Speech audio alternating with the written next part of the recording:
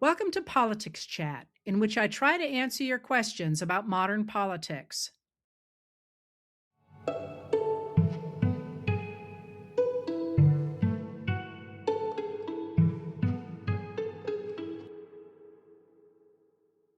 Let's jump right into things on this beautiful afternoon. Thank you all for being here. And I am going to start out by depressing you and then turn around and explain to you why what is happening is happening. So, the big news today, and mind you, today has been a freaking fire hose. So I start my day putting together a document of the stories that I think are big enough to warrant a letter. And what I do is I write them down and then I group them according to the different topics. And by about 11 o'clock this morning, I had 3 pages of topic headings, 3 pages. With one space in between each. So, and that was just by then. And of course, more has happened now, including a story that I haven't been able to get to because people are so into it, the website has crashed. But anyway, an awful lot has gone on today. But so far, anyway, the big story is that the Republican legislators in the state of Tennessee did, in fact, ram through a new congressional district map for the midterm elections for 2026. And what they did is they have 9 seats in Tennessee in the House of Representatives and the U.S. House of Representatives. And one of them was the city of Memphis. And the city of Memphis is a majority Black district, and it sent one Democrat to Congress in the Tennessee delegation. What they did is they took that Memphis district and they carved it up and pushed it into white majority districts so that they are expecting that all 9 of the seats in the U.S. House of Representatives from Tennessee will all be Republicans.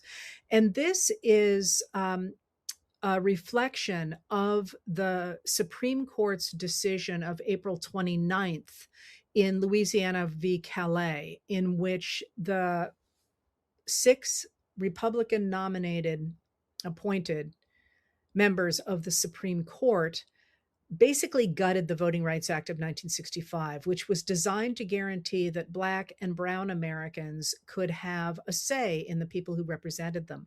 And it required states that had a history, when it was written, a history of voter suppression or of discriminating against people of color, to have the changes that they wanted to make in redistricting go in front of the Department of Justice before they could go ahead and redistrict. And that was gutted by the Supreme Court. And now they got to the place here with a district map in Louisiana in which the Supreme Court said on April 29th that when a state districted in such a way that it guaranteed a Black majority district to enable Black Americans to have a say in their representation in Congress, that itself was an illegal racial gerrymander, although that had been allowed under the 1965 Voting Rights Act, and the Supreme Court had previously affirmed that.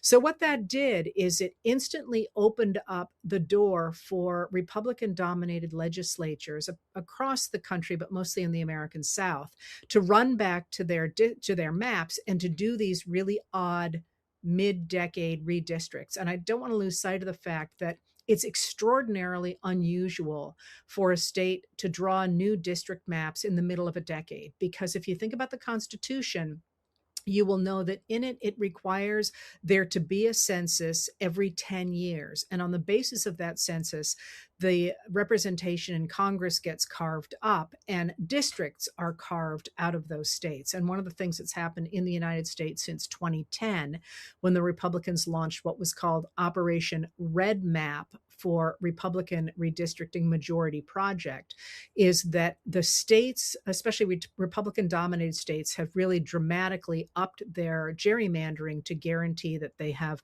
real protection in the states so that Democrats can't win seats.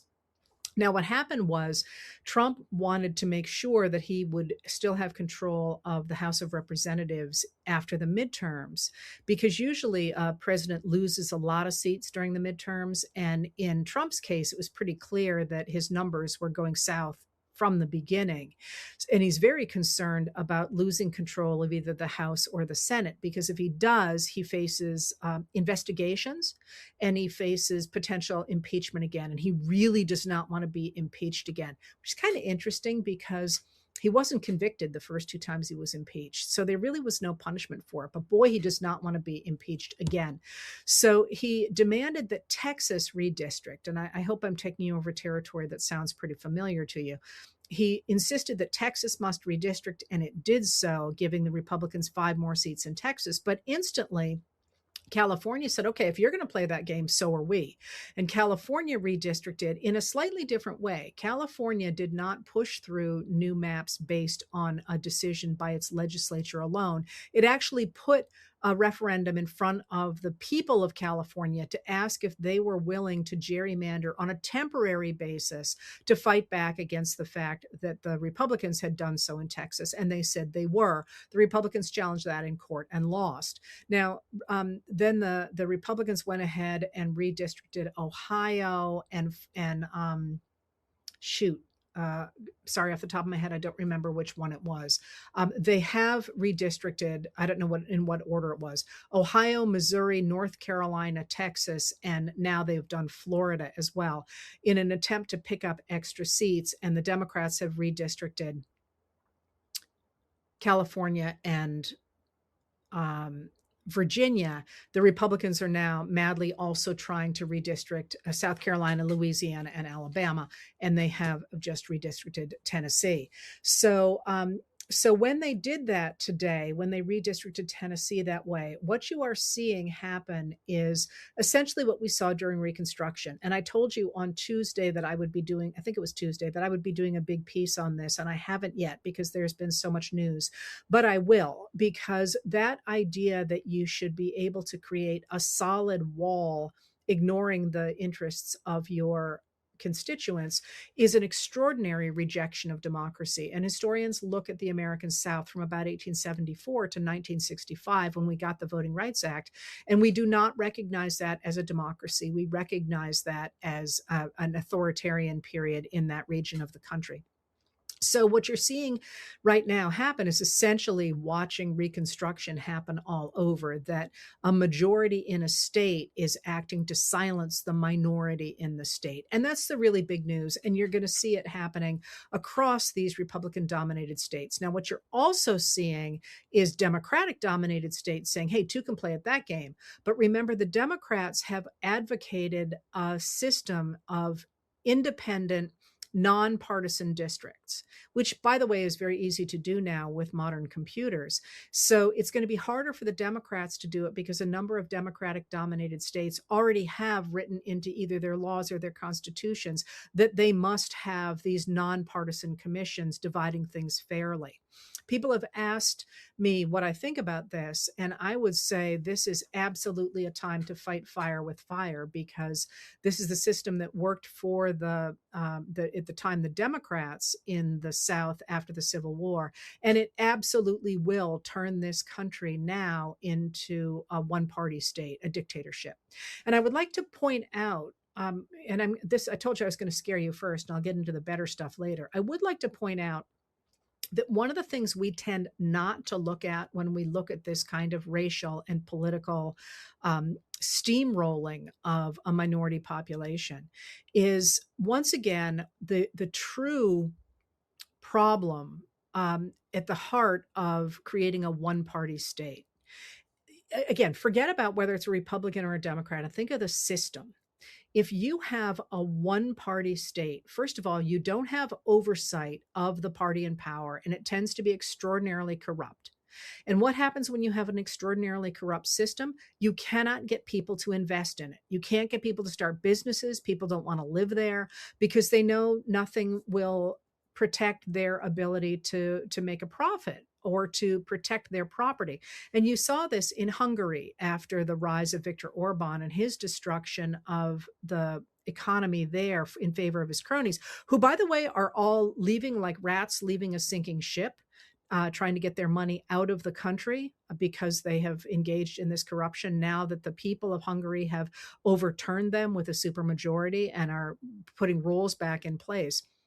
But you saw the same thing in the American South after the Civil War, when in fact there was a lot of money that wanted to go into the South and wanted to develop the South, but they felt they couldn't do it because you had to know the right people in the South. And this is one of the real problems with the flow of capital into the American South after the Civil War, is that people didn't dare to invest in it. Um, don't ever start me on Reconstruction. The funny thing is that my first book is on the Civil War. I didn't want to go anywhere near Reconstruction because it was really confusing to me. It was at the time the one piece of American history that textbooks dealt with topically rather than chronologically, and I could never figure out what was happening in one period or another. And after my first book, I sat down to think about the next book, and I read through the New York Times from, I'd already read from 61 to 65, but from 65 to about 1905, which sounds more impressive than it is. It's a really short paper in those days. And what I discovered was that Reconstruction is by far the most interesting period in our history. I love Reconstruction now because once you put it in chronological order, it makes total sense. And in many ways, we are still reliving Reconstruction in this moment. Anyway, so you don't start me on Reconstruction because you can't shut me up on Reconstruction, but I will try and be somewhat quick now because I want to get to the other things that are happening today. But I want to point out that when you get a one-party state, your economy collapses because again, there's no security for anybody's property or anybody's investments. So that's one reason that even people who might love the Republicans in their states don't want this to happen. But there's also the systemic problem of the fact that because there is no oversight, you get that corruption. But also, if a group of people loses faith in their ability to affect the political system, they have two options. They can just give up and say, well, we're just going to survive this way. And that happens sometimes. Or they can fight back. And that creates instability, and that creates, violence and instability. And you don't really want that either. And you don't want that either as a society, both because it hurts the people living in the society, but you really don't want it if you're part of the leadership. Because one of the things that a two-party system does, or more, I always say two-party because I'm from the U.S. and that's what we study, especially in my period. But you can add more parties to this argument. What a two-party system does is it permits the leadership to walk away in safety and to be able to come back and fight again later. And if you lose that system, it becomes very, very brittle. And one of the things that one of the reasons I want to write a big piece on this is this attempt to turn the United States of America into a one-party system. Very interestingly, Ron Johnson, a senator from Wisconsin, earlier this week said that's what the Democrats were trying to do, which is interesting because they're projecting a lot of what they're doing onto their opposition. That attempt is really a rotten, and I don't mean like meaning you're being rotten, but it is a rottening of our political system. And they're trying to do that, and it's incredibly dangerous. And one of the things that one does in order to justify that, and you saw that during Reconstruction and you are seeing it now, is the demonization of the opposition as being somehow profoundly dangerous to the existence of the country. And you saw this in the late 19th century with the demonization of Black men as being dangerous first to the American political system and then to the system entirely. And you get the real taking off of lynching, especially after 1889, and then well into the 20th century as this idea of sort of the negative attributes of Black men on the body politic really become absorbed, not only in the South, but around the rest of the country. So there's a big difference between the Black codes and the KKK in the early period of Reconstruction from about 1868 to about 1871, when KKK members covered their faces, for example. They knew what they were doing was socially unacceptable until the period I'm talking about, later Reconstruction in the 1880s, 1890s, 1900s, especially, when white Americans weren't covering their faces when they went to lynching bees, as they were called. And they even took postcard pictures of themselves standing next to lynched human beings, murdered human beings.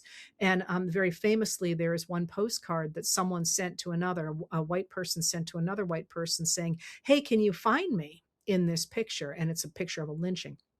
So that idea of turning your opponents into something that challenges the very existence of the nation is a well-established way for a one-party state, an authoritarian state, to rise. And you're seeing that now with the Trump administration's attempt to demonize opposition, to suggest that anybody who opposes Donald Trump is anti-American. But you're seeing it this week, especially in the efforts of Seb Gorka, who is now the counterterrorism leader in the White House, to characterize all opposition to the Trump administration as being inherently dangerous to the United States of America.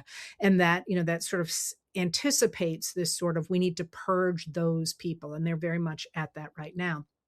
So this is huge. This is chapters that there'll be huge books written about this. And it was no accident, I think, that Justin Jones, the Democratic Tennessee legislator, today burned a Confederate flag in the Tennessee State House, a real hearkening back to this idea of erasing Black agency, erasing Black voices and erasing Black representation in state governments in Republican-dominated districts. All right, well, if that's the big story today, what else is going on, and how does it tie to that big story? That attempt to take over the American political system is heinous. It is giant. It is for the history books. It is all of those things. But why? Why do they feel they have to do that? They're saying that they have to do it for voter fraud, but that's complete crap. There's never been any evidence of anything but extraordinarily rare voter fraud, often by accident. And one of the recent numbers I saw was 4 people out of something like 17 million in an election. I mean, this is just not the issue. So why are they doing this? They're doing this because they know how extraordinarily unpopular the Republican Party is right now, and how extraordinarily unpopular Donald Trump is right now. And it's important to remember that, because the numbers are 100% on the side of the people who want to protect American democracy. And by the way, that is nonpartisan at this point. We are not Republicans versus Democrats. We are Republicans, independents, Democrats, unaffiliated, I don't care who you are, who wants to protect democracy, versus that very small minority that is trying to impose their will on the rest of us. And just today, let me tell you what has happened. So first of all, really important story this morning, coming out this morning from the Washington Post, in which they are taking a look at Trump's statements about what's happened to Iran during his war on Iran since February 28th, in which, if you recall, he has frequently talked about how their economy has been decimated and they have lost all their missiles. They're down to about 18 to 19% of their missiles, he said yesterday. In fact, according to a series of journalists, and one of the things, by the way, to do when you're watching stories, if you're looking for big stories, look for multiple names on the byline, because that means they've devoted a lot of effort to digging deep into a story. And this is a multi-journalist byline in the Washington Post, in which the journalists talked to sources from the Central Intelligence Agency, or the CIA. And they said that their assessment, which had been delivered to the administration, to Donald Trump in the form of a document, dramatically disagreed with his characterization of the effects on Iran of the military strikes by the U.S. and by Israel. What they said was that Iran's economy has been hurt for sure, but that they can continue for 3 to 4 more months without the situation worsening. That's their minimum, 3 to 4 months. Other people have said more than that. And that they retain about 75% of their missile launchers and about 70% of their missiles. So this is another sign that the administration has not been honest with the American people about what's happening in Iran. And it comes on the heels of another story from earlier this week that said the administration had misled Americans about how much damage Iran had done on American installations, military installations in the Gulf in those first couple of weeks of the war, that those were significantly worse than the administration has said. Well, why does all this matter? It matters for two reasons. First of all, it matters that the administration is lying to the American people. Been there, done that, right? I mean, this really has overtones of Vietnam. But it also really matters because people in the CIA are not habitually leaking to the press. It suggests there is real discontent in the intelligence agencies about the actions of the Trump administration. And that's not really a surprise. You know, I have enormous respect for our intelligence agencies, and they got so burned by Trump's retention of those classified documents at Mar-a-Lago and then later at Bedminster, apparently at Bedminster. You know, if you looked at those, at the indictment, the number of American intelligence agencies that got burned by the stuff that he took was virtually all of them. And it's a little hard for me, I think, to imagine them sort of saying, okay, well, we'll just let that one go. I mean, people's lives depended on that stuff. And he, you know, didn't seem to care. So they are clearly unhappy enough that they are willing to be talking to members of the press. So that was a story that came out this morning.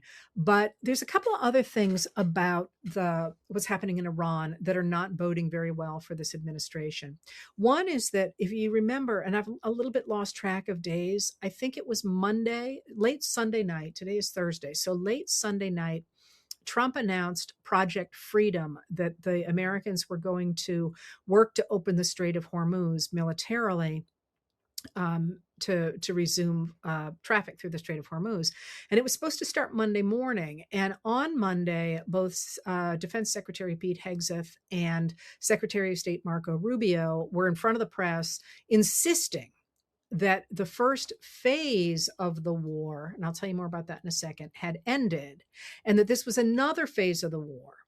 And then all of a sudden, after they'd been out there all day, Trump went on social media and said, never mind, we're not going to do Project Freedom. And it came out the next morning, or quite late that night, as I recall, that the reason that Trump had backed off of Project Freedom was because Saudi Arabia and I think it was Yemen, it might have been the UAE, said, well, you can't use our airspace.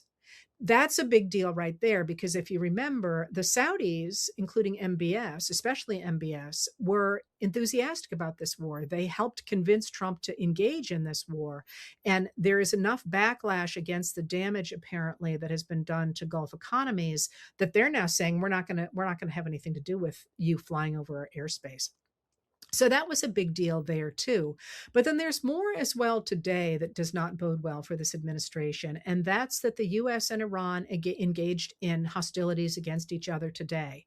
The Iranians fired on, I think it was 3 U.S. ships. And in turn, the U.S. fired on 2 ships that were trying to get through the Strait of Hormuz. One was a tanker and one was a different kind of a ship. And the administration, the Iranians came out and said, this is a violation of the ceasefire. And the Americans came out and said, no, it's not. This does not affect the ceasefire. Well, why are they doing that? They are doing that because sometimes I feel like all this stuff is such a rabbit hole. And by the way, I promised you a couple of rabbit holes today, and I will get to them.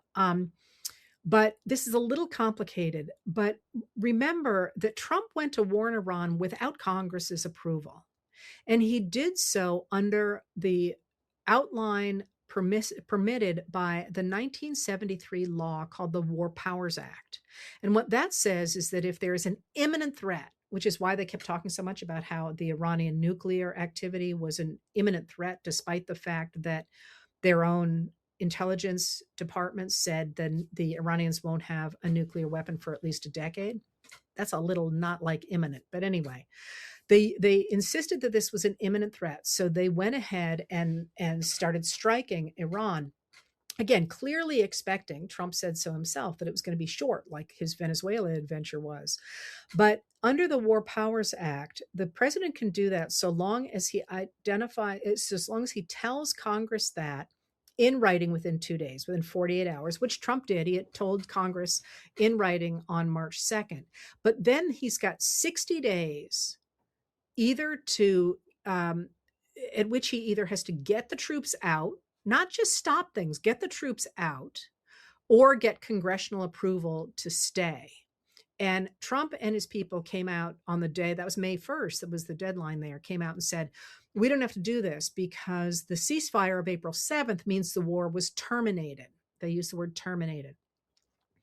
And this is just another example of Trump simply ignoring the law, trying to sort of obfuscate around the law because he is maintaining a military blockade on Iran, which is an act of war.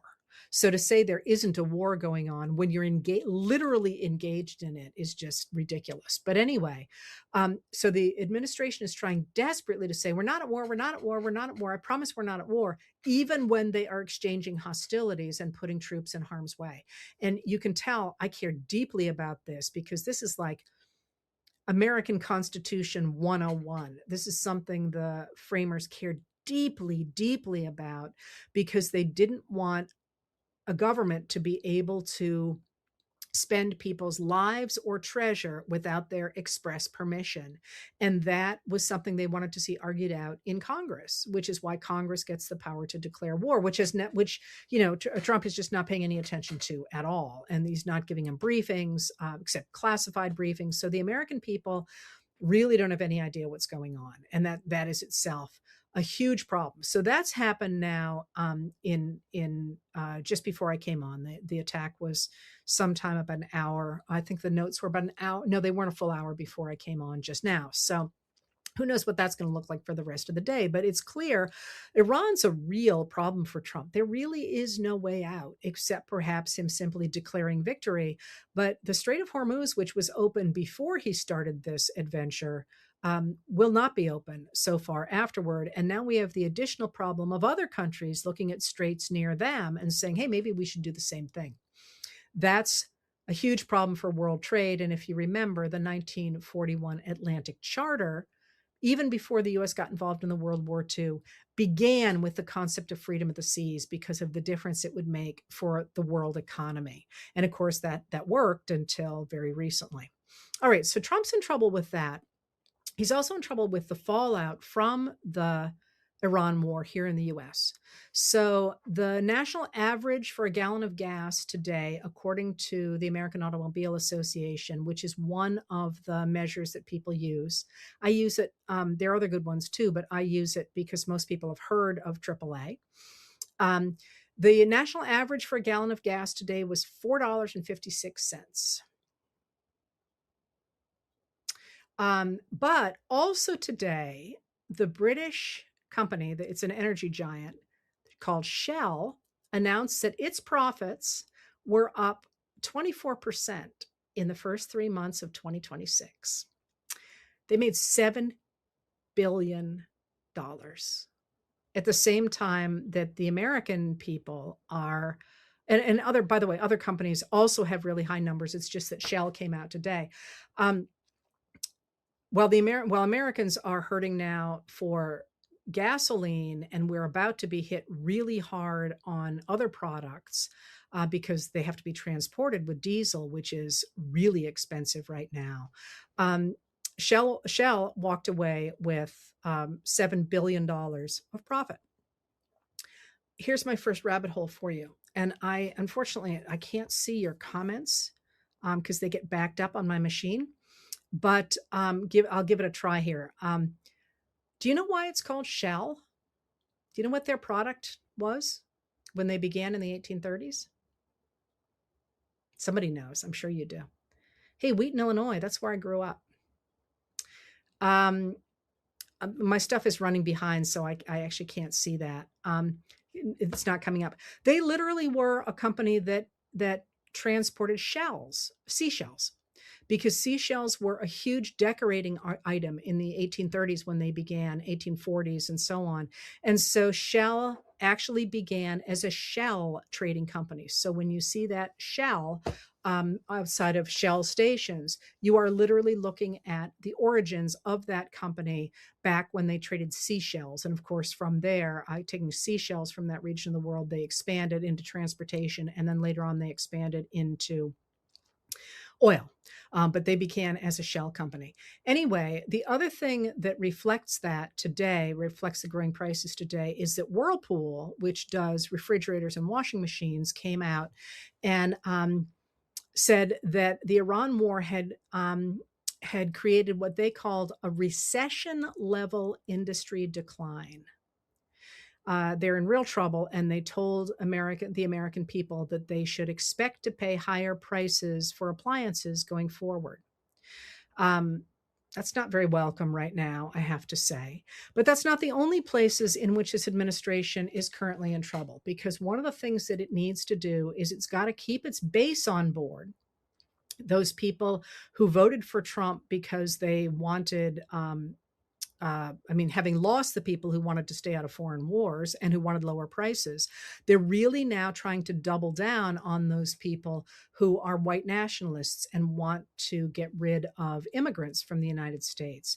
The problem for the Republicans in this instance is that the vast majority of Americans hated what the administration did with its immigration sweeps, gathering up not only undocumented immigrants, but also American citizens, and also taking undocumented immigrants who have quite established lives here in the United States. And one of these days, I will explain to you why the laws changed in such a way that we got a lot of undocumented immigrants. It was really a change in the laws that made it not make sense to continue to cross the border. So people just stayed in the US. I don't have time to do that now, but what it means is there are a lot of undocumented immigrants who have been here a really long time. And when the Trump campaign was running in 2024, they kept talking about getting rid of criminals. What people like me kept saying, because they did this in their first term and that people refused to hear, was that in their definition, anybody who has broken immigration laws is a criminal. You can argue about that, but most people who heard they were going after criminals also heard the other sentence that came after that, which was murderers and rapists.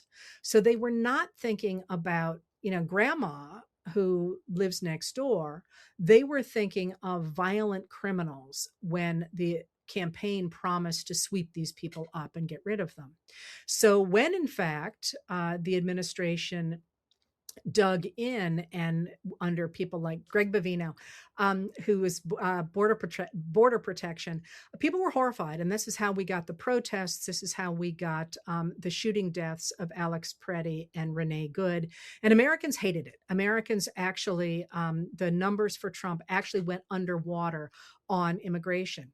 But now the administration is doubling back down on that. And they've got the czar, the person who is the advisor to Trump on border issues. He has been out in front of the news talking about how he's going to ramp up these raids again. He's going to have more agents in our streets than we've ever seen before. And he was on the Fox News channel today. And when asked about how many people this meant that he was going to round up, he said, and is a little bit of an aside here, experts say that in 2025, there were about 14 million undocumented immigrants in the United States. And as I say, they've been here really since the 1980s, because there's a big change in the laws about then.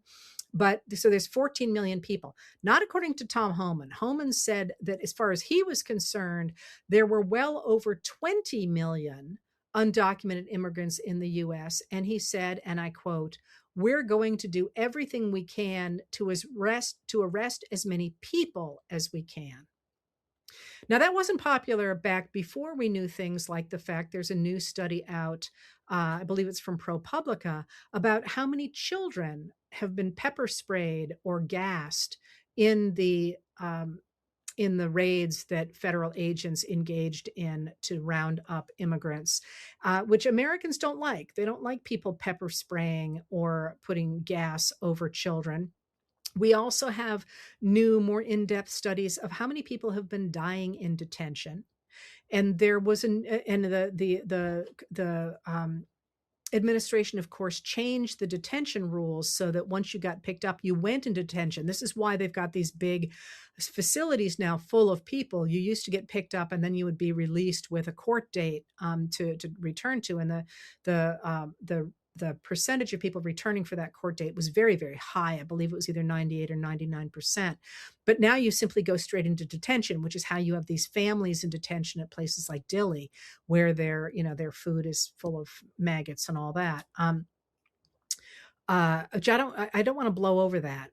I think when we look back at this period, these concentration camps, because that is what they are going to be huge historical news. And people are going to say, how did you not see that they were there? And part of it is because so much else is happening and it feels hard to grab hold of that, but I don't want to lose sight of that.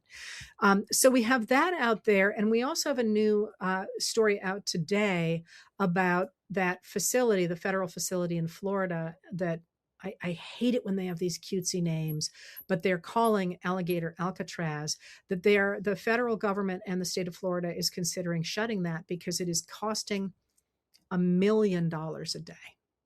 So one of the other things you're seeing about this administration, it is spending our tax dollars like freaking water on immigrant detention, on these immigrant sweeps, on Customs and Border Protection and their agency within it, Border Patrol, on immigration and customs enforcement. And the American people do not like these things.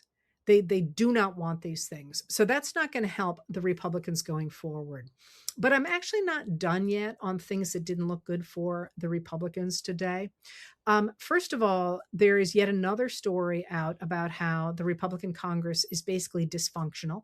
And that one was in the Wall Street Journal, which is not what one would call a hotbed of left-wing commentary. Although, as I've said to you before, the reporters there are very good. The editorial page is, very far right, but the reporters are very good. And then this is a reporter wrote this article. But then there's a couple of other things going on. So Trump seems for some reason to have decided it's a good idea to pick a fight with the Pope, which I feel like I got to shift my weight over, because who picks a fight with the Pope? All right, there's a long history behind that. But this is important because Trump's base has been evangelical Christians and who tend to be Protestant, and the ones who support him are overwhelmingly white. And the certain groups of extremist right-wing Catholics, of whom somebody like J.D. Vance is an example. But never mind, that's enough. But the Pope who is currently in the Vatican is America's first Pope. The first Pope to come from the United States of America. I shouldn't say America's first, because we've had South American popes before, and of course that's America as well. But this is the first Pope from the United States of America. He's from Chicago. And a lot of Americans, and especially American Catholics, are really proud of that. The guy is smart. He is very pro-labor. He is, it's just an object of pride to have an American Pope. And Trump has decided to start a fight with this guy. And it's a problem that J.D. Vance has also jumped on board, and other members of the administration have also made comments about how the Pope shouldn't be commenting on things like these immigration sweeps or the Iran war, that he should stay out of that. He shouldn't get involved in politics. And the Pope is over there going, excuse me, this is actually what the Pope does. I paraphrase, by the way.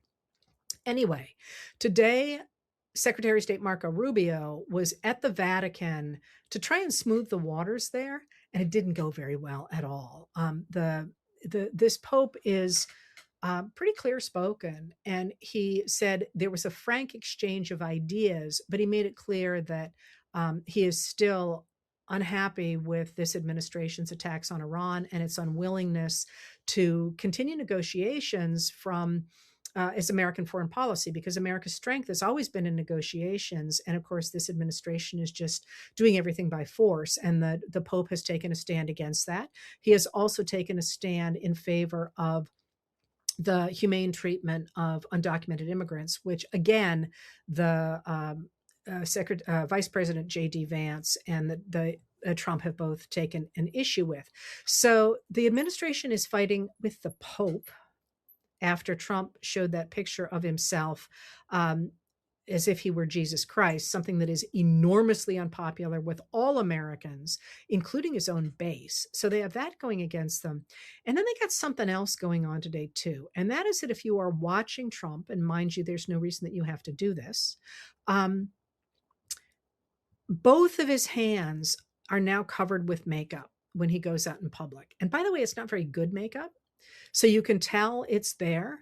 They are swollen, and it appears to be that they cover bruises, which is a little iffy coming out of your president. And I mention that today simply because today Trump was supposed to have a press conference with the president of Brazil. And first of all, he was late, which is all the time anyway. He was late. And the American press is sort of standing around going, they keep telling us he's going to be here and he's not here. What's going on? And then all of a sudden, according to what I read on social media, obviously I wasn't there, all of a sudden the Brazilian press left. This is after a couple of hours. And then the whole thing got called off, and nobody ever heard from the president.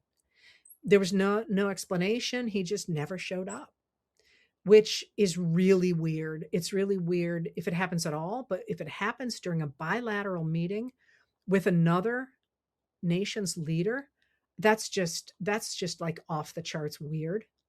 So the overall picture today is kind of where we thought we would be in this moment.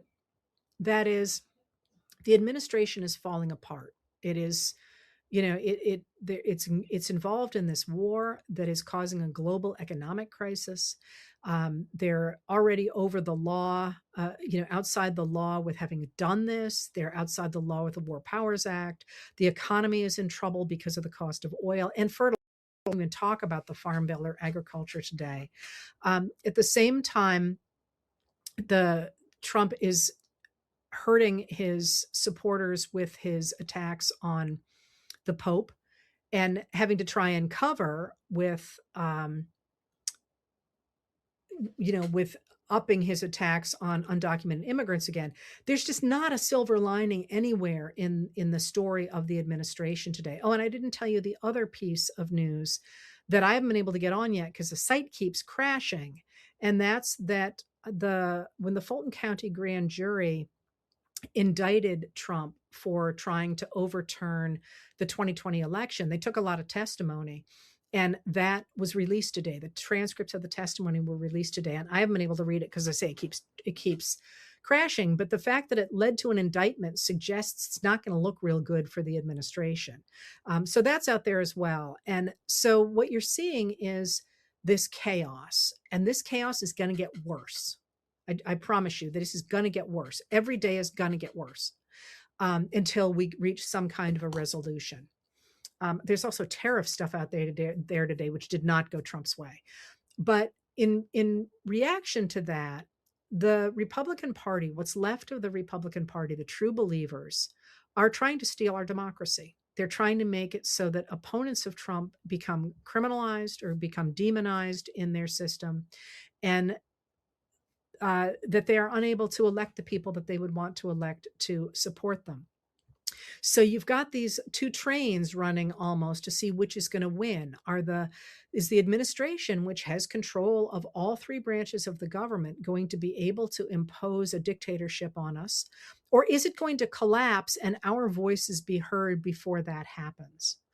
And what I would say to you is that one of you wrote and said, give me some reason from science or whatever to have any hope. And my answer to that would be, the honest truth is, those of us who are trying to protect American democracy in this moment have a much stronger hand right now than the people trying to destroy it. A much stronger hand. That is, usually when you get the rise of a dictator, there is that person is coming into a time of real economic hardship, unlike the period under Biden, which people remember as a time of economic hardship. But the truth is that, we were reeling from that pandemic, but people actually had jobs, and the inflation was dramatically dropping. The economy was actually, people were starting small businesses at an extraordinary clip. That's actually not, that's where Trump came in. And since then, we're seeing inflation on the rise. We're seeing job stagnation. And now we're seeing the problem with oil and gas prices. It's harder for a dictator to make the case that you should keep him in power forever when he's looking at an economy like this. But then also when he is doing things that are so extraordinarily unpopular. That is, the immigration sweeps, if they really do start them up again as they are threatening, that's not going to get more popular. It's going to be less popular because, again, this is a truism in American history. Anytime a police force, and I don't mean like anytime a law enforcement force or an army tries to go after a people, they always, always, always go after the most vulnerable because they're easiest. And you see this all the time in the so-called Indian Wars of the late 19th century. The army will decide to go after a group of like the dog soldiers, and they, who are real warriors, real good fighters. But who do they get? They get the women and children and the old people, because it's much easier to go raid a camp of sedentary children and old people and women than it is to actually fight true warriors. So you're going to see the same thing happen again, because that's just the way they do it. It's easier. They can get their numbers there, and people aren't going to like that. People don't like this fight with the Pope, and they don't like where we are in this country right now. So what I would say to you is, to give you hope, is that we have more cards than the other side has, for sure, those people trying to destroy democracy. And we have a hell of a lot more cards than people in the American South who fought this same battle 150 years ago, because they didn't have communications between each other. We've got the internet, we got phones, we got ways to communicate. We got ways like this to communicate. We have the ability to actually rapidly respond to things that are happening. They could not.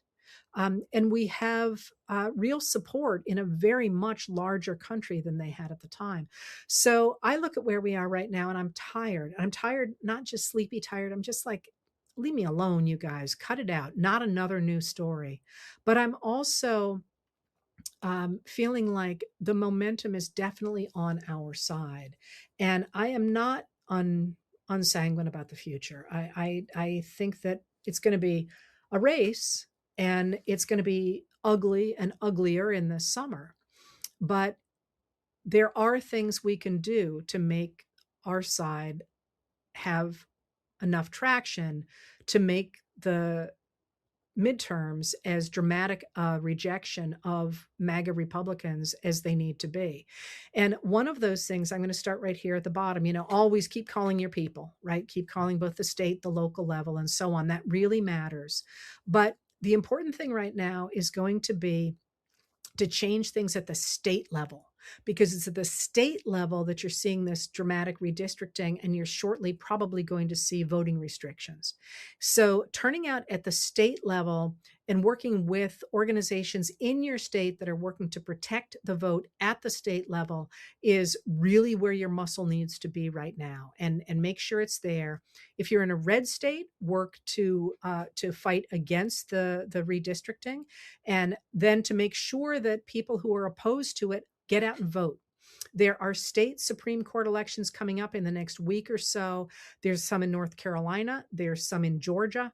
Find out if there's some in your states, because you want to change those state Supreme Courts. That's how Democrats ended up getting a foothold back in Wisconsin after the Republicans took everything over there. They worked through the state the state Supreme Court, which was an elected set of offices there, and they regained control. The pro-democracy side regained control of that Supreme Court. You need to turn out for those elections, get people registered to show up for those elections that are coming up in the next week or so, because they're not on the same schedule as the other elections are. As I say, at least Georgia and North Carolina, I know about off the top of my head. Working at that level and working with those people to register those who are trying to protect democracy to vote and to make sure they turn out, to make sure people know how to check their registration and so on. That's going to be really important for the next several months. We're also, I think, going to have to be out in protests, making sure we demonstrate to our elected officials that we care about our right to vote. We care about being heard. We care about our voices, and we care about whatever your specific issue is. One of the things you're going to see right now is a number of places where the administration is backtracking. They are, for example, madly rehiring people at the Federal Emergency Management Agency right now. All the people that they fired last year, now they're like, oh crap, we need them, because they don't want Americans to go into the midterms recognizing that the Republicans have abandoned them. Don't believe it, because they're going to fire them again the second that the midterms are over. And you're also going to see, and this is something very much worth talking about. Remember, the Republicans set up the One Big Beautiful Bill Act of last July for the cuts really to hit after the midterms. So people need to hear now what those are going to be, because what the Republicans wanted to do is make sure that people wouldn't know about that really when they voted for the midterms, or if the midterms went for the Democrats, they could simply blame the Democrats. But those cuts to our health care, to our supplemental nutrition assistance programs, to Medicaid, those things are already baked in. The Republicans already passed those without a single Democratic vote. J.D. Vance cast the deciding vote in the Senate. And we want people to know those exist. I'm going to be on here soon with Cleve Jones, who's actually cool. He's the guy who conceived of the AIDS quilt, and he's got a new organization that is going to be running workshops in the first week of June. They have a website up called 7daysinjune.org, I think. So you can find out how you can participate, where they're literally going into local places and saying, this is how much money your town is going to lose under the One Big Beautiful Bill Act, and what that's going to mean for your hospital, and what that's going to mean for your roads, and so on. And we need to get the word out about those things, because what we're seeing right now is, I think, the final rejection of the neoconservative supply side economics of the Reagan years, that right wing, we're going to make sure all the money goes upward and we're going to kill all social programs. We're watching sort of the final death stages of that, but we need to build something on the other side as well. And we're going to do it the same way they did it, one voter at a time in cities and in small towns. Simply by letting people know what really is going on. And that's actually what gave us the progressive era in the 1890s, is when people finally woke up and said, we don't want the government to be the way it is, giving all the money and all the power to a few robber barons. And we're going to change that simply by making people understand what's happening, and that they don't have to live like this, that they can actually have clean water, and their kids can go to school rather than working in factories, and they can actually have clean places to live, and they can have roads, and they can have health care, and so on. We can do the same thing. And that's actually what I try and do with these talks. So I would urge you to, I feel like when you write to me and tell me how overwhelmed you are, part of that is just watching the news all the time. I get it. You're allowed to turn it off, You're allowed. It's beautiful. Go garden and talk to your friends, and remember that so much of changing the direction of the country is rebuilding community, rebuilding ties, and doing so with joy and with your friends, and reminding people that we can have a better world than the one we are currently building. We have the numbers. We are simply going to have to fight really hard to overcome those people who are trying to game the system. And so let's get out there and do it.